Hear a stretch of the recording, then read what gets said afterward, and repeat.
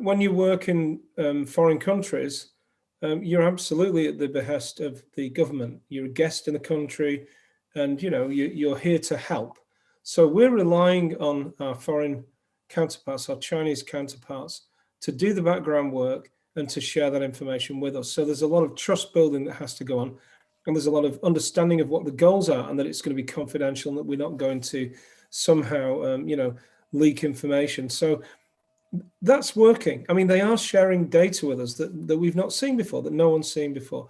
They are talking with us openly about every possible pathway. And any scientific inquiry into something that involves people's lives is sensitive.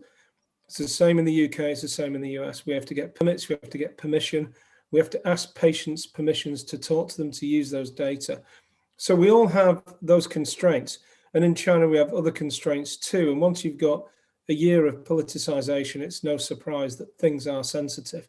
I've worked for 15 years in China, and I've built a level of trust with colleagues who I work with, and that helps. WHO is an independent arbiter in this, and that helps.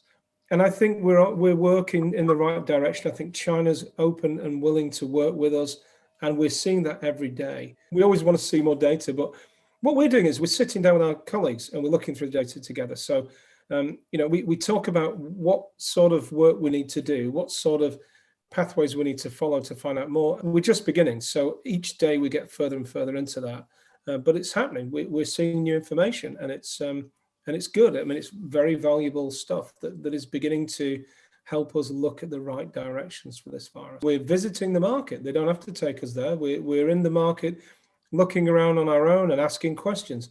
We're meeting with the market managers, with vendors who work there, with people from the community, and asking them questions. The questions aren't written down in email and sent off 2 days in advance for approval. These are live questions, and they're on sensitive areas. I mean, this is what we should be doing. Now, we're loaded into buses and we go to visit places, but we don't just wander around and take a few pictures. We look into things, we ask questions, we say, why is this here? What happened then? And we're talking to the people who collected the samples from the floor of the market that then tested positive. We're intelligent enough to read beyond the show in a museum. We know what the flags flying and the national pride part of it is, but in there are real artifacts from real patients.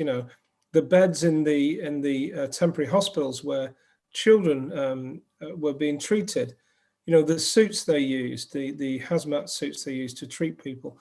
It's absolutely critical that you see that. And, part of this is understanding what China did in the early days of the outbreak. So seeing that pride of beating down COVID early on, and that's tangible here in Wuhan, is important. It's important to see that. So I learned a lot in that museum.